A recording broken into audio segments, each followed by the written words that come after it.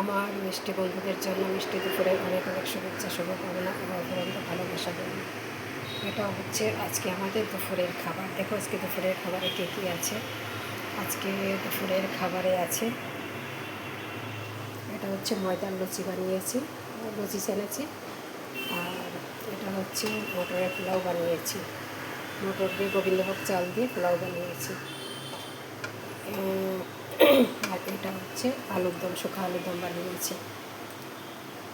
এটা শুকা আলুর দম, এটা হচ্ছে দুধের ছানা ফেলেছি, ছানা ফেলে পেঁয়াজ টমেটো দিয়ে আর কাঁচা লঙ্কা দিয়ে ভুজিয়া বানিয়েছি। তো এটাই আছে আজকে আমাদের দুপুরের খাবার। তোমাদের কার কার পছন্দ আছে কমেন্ট করে জানাবে।